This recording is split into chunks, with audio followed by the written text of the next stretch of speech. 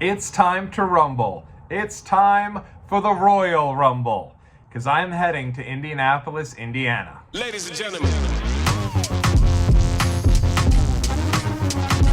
What's up, world? It's your boy Tommy on the spot for Watch Along Wrestling. Hopefully everyone is doing well and staying safe. And if you can't tell, I've got a little extra pep in my step. Mojo Rawley would tell me to relax. That's how excited I am, because it is an official I'm going to video. One of my favorite videos to do because it signals the start of a vacation, the start of a wrestling trip, and the start of another Watch Along Wrestling vlog, because I am heading to Indianapolis, Indiana for the 2025 WWE Royal Rumble. I can't believe it's here. I can't believe it's happening. I'm very excited for this. This was one that kind of came out of nowhere. For me, yes, it is my 6th Royal Rumble. I've been lucky enough to attend 5 different Rumbles in the past: 08, 10, 11, 18, and 19. But it's been 6 years for me since I've been to a Rumble, and it is my favorite show to attend live. Like I said, WrestleMania is the granddaddy of them all. WrestleMania might be, the biggest show of the year, but for me, the Royal Rumble is the most fun show of the year.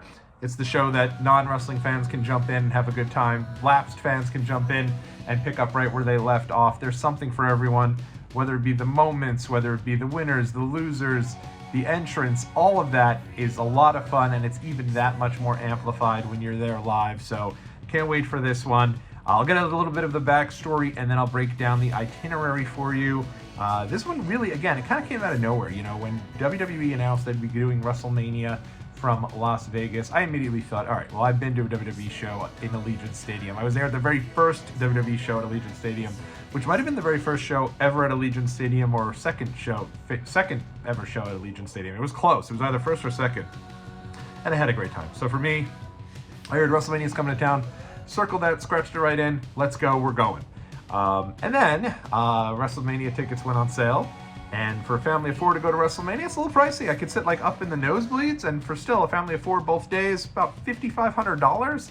So $5,500, I could do a trip to Europe for $5,500.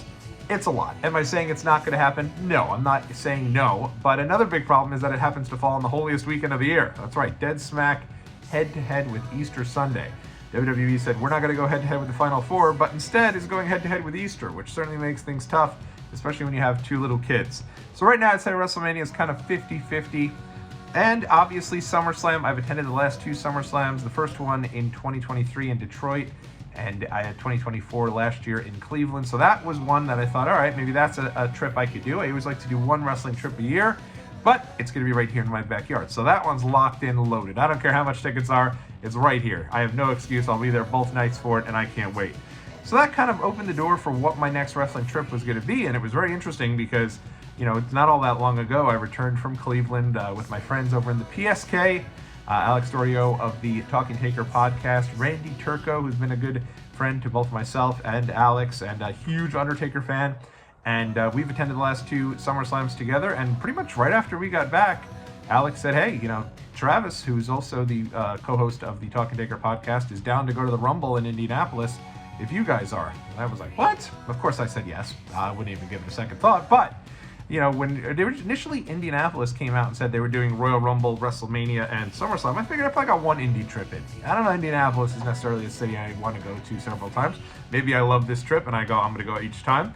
And I figured my wife and I would do Mania. So when Rumble came around and Alex said, hey, we're going to be doing this, it was kind of like, we were like, yeah, sounds good. But I figured this was like, I'm throwing it out there type of plans. Yep, throwing craft to the wind, and if anyone's down, I'm down to do it type of thing.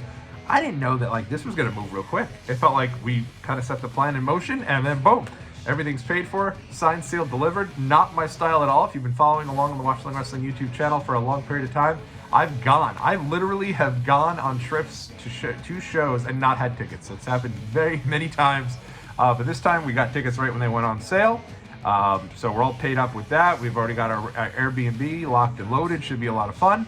And my flight is booked, so everything's taken care of. It's a sweat-free trip, and I'm really excited for this. I know it's Alex and Travis, both of them, their first Royal Rumble ever. We're also going to be joined by Steven, who's another big Undertaker fan, and also does some stuff on YouTube with the Collecting Dead Man podcast. So this is going to be a fun group to go with. I'm very excited for this. Obviously, with Randy going, he's world-renowned for the Randy's famous itinerary, and he has set it up for the 3 days that we're there, where it's going to be locked and loaded. It's going to be just loaded with activities, and I can't wait for it. I am, again, going down early. If you remember, for Cleveland, I got there earlier than anyone else. I think Alex ended up coming around 4 o'clock, but I was there probably like 11 o'clock, 12 o'clock, and I was able to kind of take in some of the sights and sounds alone. I stopped, I went, and I got a bagel, looked up some of the things to do in the city. And even though I at first was a little trepidatious to go to the city all alone and figure out what the heck to do with myself, I had a blast. And so this time around, I have set it up where I'm going to be there about 6-7 hours before everyone else is going to be there. And I think certainly I can't wait for the rest of the crew to show up. But for me, I'm going to get out there. I'm going to explore some things that I enjoy that maybe not everyone enjoys so much. Maybe I'll go check out some of the breweries in town. For me, going and trying those.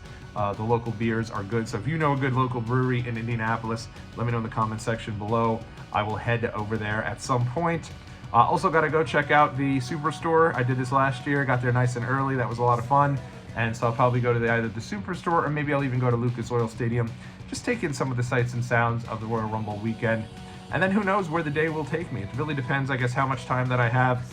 And then I think Alex and Steven will be joining around 5:30, 6 o'clock, and Randy will be soon to follow. So it'll pick up rather quickly. It'll be, one early bird special for me, and then everyone else will be arriving there by the end of the night. And then Friday, we have a loaded day. It is like start to finish, and we also will be ending our evening. We are not doing SmackDown. It's interesting, WWE doesn't have a ton of activities in conjunction with the Royal Rumble, which is a little surprising because they had a bunch for SummerSlam, but really the only thing they have in town for the Royal Rumble is SmackDown. And we typically don't do SmackDown live. For us, it's like we already have the Royal Rumble coming up on that Saturday night. We don't really need back-to-back nights of wrestling. It'd be fun, I guess, but there's other things we could do. And again, we're exploring the city pretty much for the first time, so I want to take in as much as we can. So we have different types of activities. As far as what WWE does have in town, they do have obviously a Superstore. They obviously will have some meet and greets as well. Not sure if I'm going to do any of those meet and greets. Maybe I'll go check them out, see what it is, see how it's going. And maybe if I'm feeling a little bit spicy, I'll go ahead and I'll treat myself maybe to that Apollo Crews meet and greet. And we'll see how it goes. But yes, there is literally a meet and greet for every single WWE superstar that is available that weekend. You can pretty much get them, unless it's obviously Roman Reigns. He's not doing meet and greets. Or Logan Paul, no one like that. But everyone else is pretty much available to get them. Now, some of them are sold out. Obviously, Cody, Rhea, CM Punk, and Jey Uso. Jey Uso right there. He's probably your big four for WWE right now. All of those guys are sold out. But everyone else, I think, is still available. So I might treat myself to a meet and greet. We'll see how it goes.